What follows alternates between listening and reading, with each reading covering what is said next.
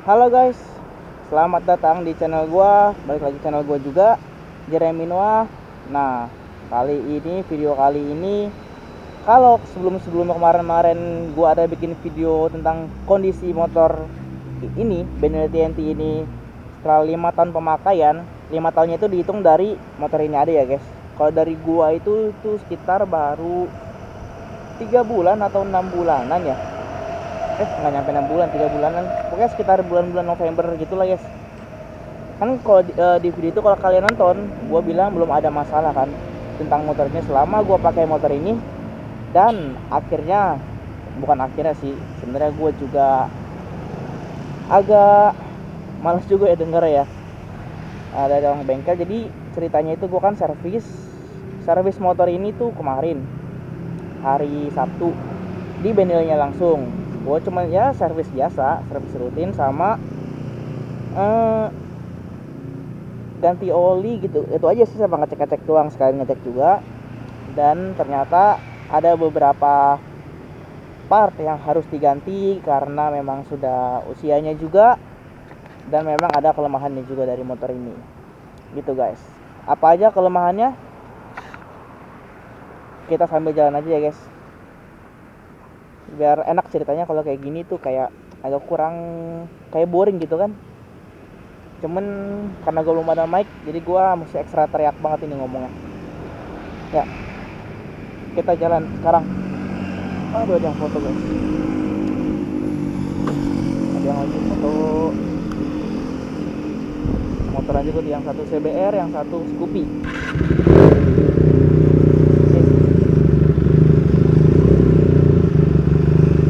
Oke, sebelum jalan, jadi gue kasih tahu dulu yang pertama itu apa sih yang harus diganti dari motor ini. Yang pertama, kalau kalian nonton banget video gue yang pertama itu, ini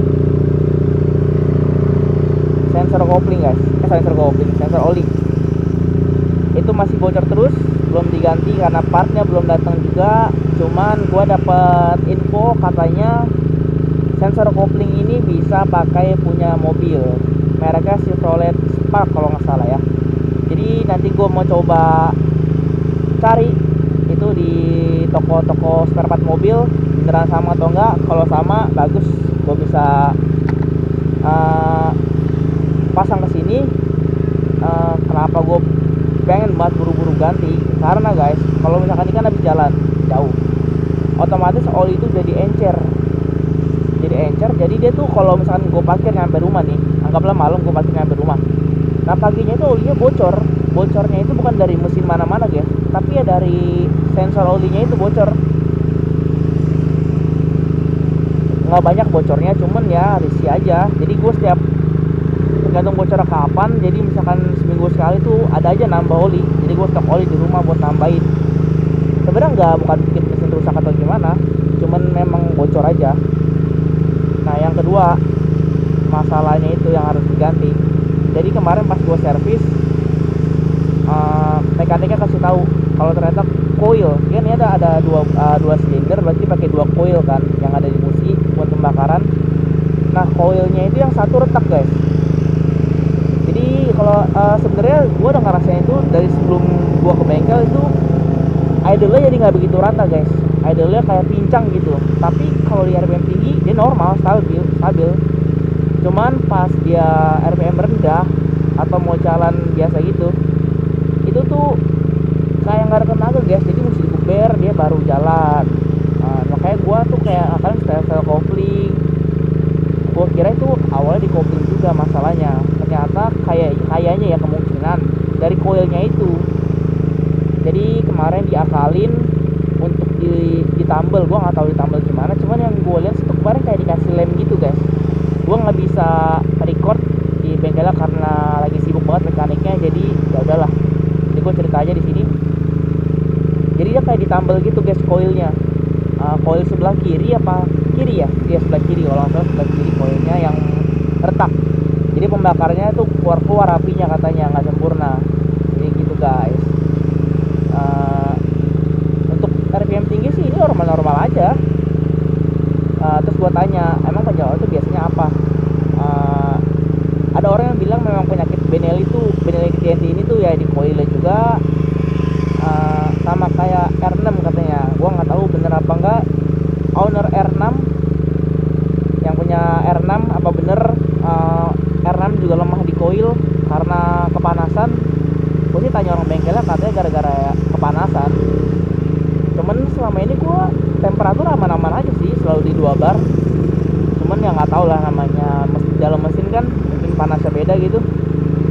tuh guys, yang harus diganti itu coil. Dan gua udah tanya harga coil itu sekitar satunya, kalau di bengkelnya itu ngewajibin ganti satu set, jadi ada 2 coil, itu sekitar 1,2 jutaan kalau nggak salah ya untuk coilnya. Tetapi itu ya barangnya inden juga guys, sekitar 3 minggu kalau nggak salah ya. Cuman kalau kalian bisa dapat part-part yang bisa dicocok masuk ke sini, ya boleh-boleh aja sih sebenarnya.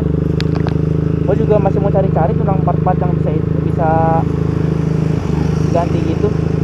Oke, gue sambil jalan dah. Dari tadi gue diem dulu. Nggak enak ini orang udah habis nih.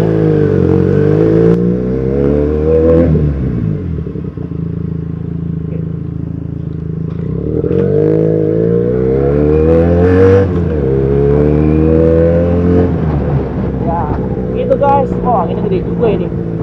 Jadi baru dua itu yang ada masalah diganti, dan masalah ketiga lagi guys, part yang harus diganti. Ini gua nggak tahu, ini cuma rekomendasi bengkel karena udah 2 mekanik yang ngomong kayak gitu. Kalau kalian nonton video sebelumnya nih, gua tentang Akos 1 nih yang udah gua ganti, itu gue ganti di Extreme Motor Shop guys. Jadi gue habis servis dari Benelli di Dewi Sartika, gue langsung ke sama gue ke Extreme Motor Shop buat ganti kopling Akos 1 ini. Nah, habis itu masalahnya yang ketiga yang harus diganti itu kampas kopling ya. Jadi kata mekanik itu kampas koplingnya sudah habis, sudah tipis lah, udah habis gitu. Itu juga yang mempengaruhi katanya idle-nya juga lah, susah netral. Memang motor ini sih susah netral guys.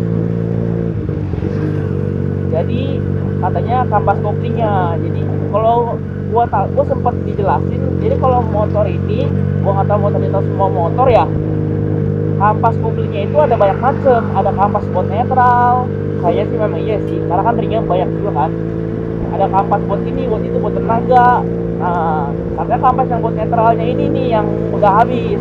Jadi netral itu susah guys.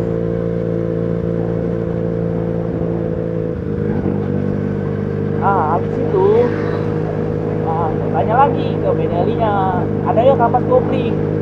Ternyata stoknya juga nggak ada. Jadi harus nunggu lagi 3 minggu lagi.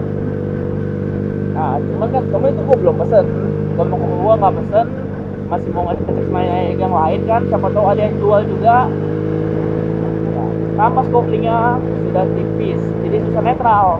Nah, pas gue mau ganti ini di Akos 1, gue pikir mungkin koplingan juga kali lah ya. Terus aja deh, mungkin koplingan juga yang bermasalah kan. Jadi jajal ganti Akos 1. Ya mendingan sih. Tapi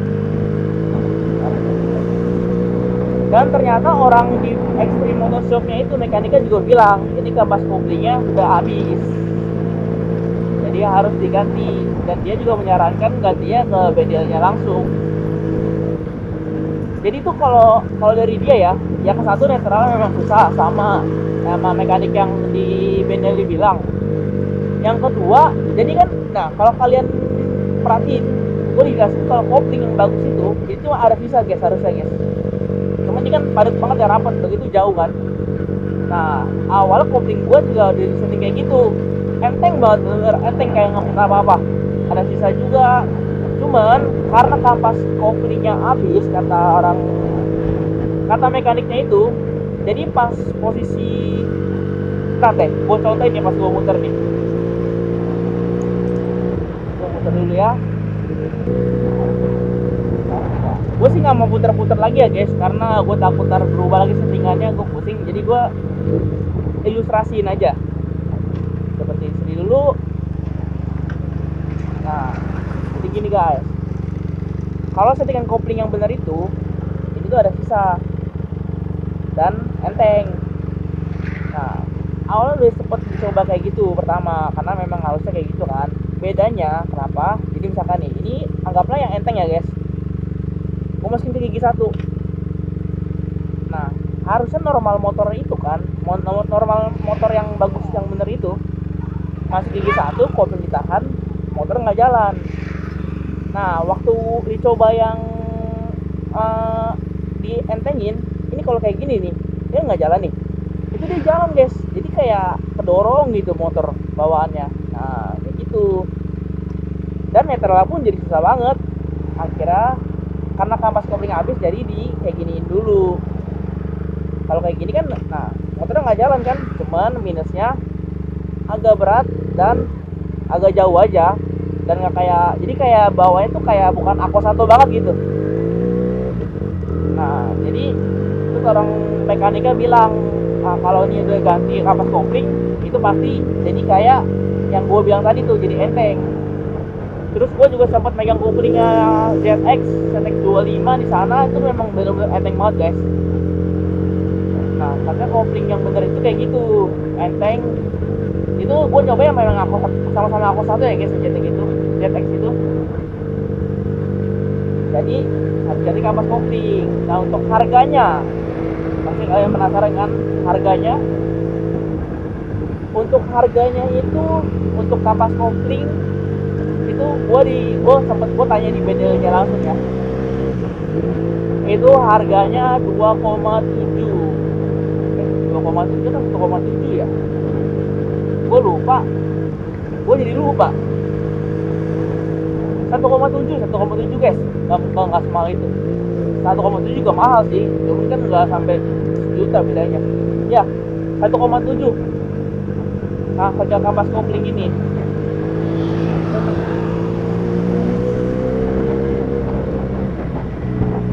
1,7, tapi barangnya inden juga. Jadi makanya gue masih cari-cari part-part yang masih bisa masuk kampas kopling apa aja. Waduh, bocah.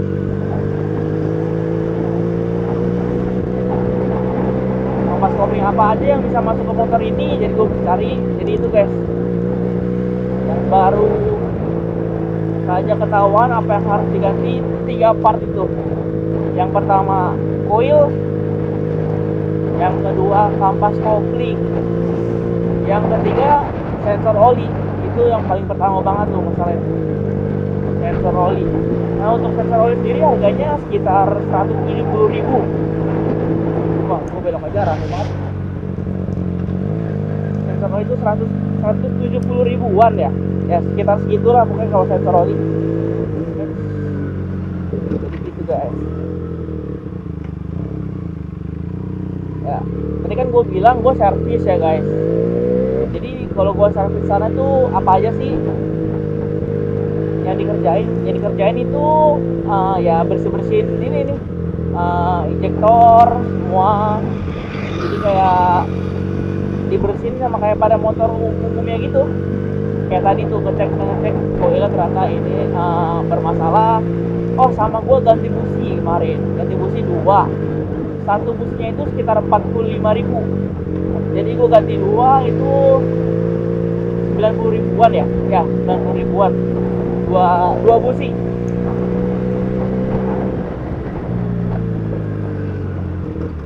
Nah, kalau kalian mau tahu juga untuk biaya servisnya berapa sih untuk motor ini di Benelli-nya langsung. Untuk biaya servisnya itu sekitar 130 atau 140.000 kalau nggak salah ya. Itu biaya servis untuk ini ya guys, untuk performa ya, bukan pengereman dibersihin juga, terus air radiator dikuras dan lain-lain tuh enggak. Itu cuma servis 140.000 itu servis performa. Itu udah termasuk injektor cleanernya, kita udah dapat sekitar situ guys. Itu di Benelli Dewi Sartika di Jakarta Timur, daerah Cawang pokoknya situ. Kalian caranya di Google itu pasti ada kok, atau enggak di Instagramnya juga ada itu guys. Jadi yang harus diganti juga ada. Oh terus sama kalau kampas kopling tuh juga bingung karena kilometernya itu tuh baru 9.000, mau 10.000 lah anggaplah. Sedangkan kampas kopling itu kan umurnya harusnya 24.000. secepat-cepatnya juga ini masih jauh banget sebenarnya guys. Jadi yang mesti dipertanyakan itu ini bener apa enggak di kapas koplingnya, karena dua mekanik sih bilang kayak gitu, cuman belum dibongkar aja, cuman baru pendapat dari mekanik itu, belum yang udah dibongkar nih beneran habis, enggak belum. Jadi kayak gitu guys. Oke guys, sampai di sini dulu video gua.